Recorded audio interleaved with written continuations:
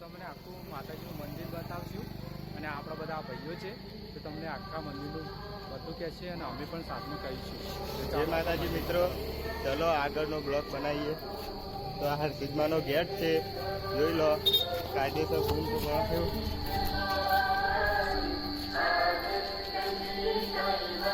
આપણા હરસિદ્ધમાના મંદિરે બગીચા બધું જ છે. તમે જોવા આવવું હોય તો આવી શકે છે. વિડીયોમાં તમે જોઈ શકો છો આ નજારો આપણે માતાજીનો.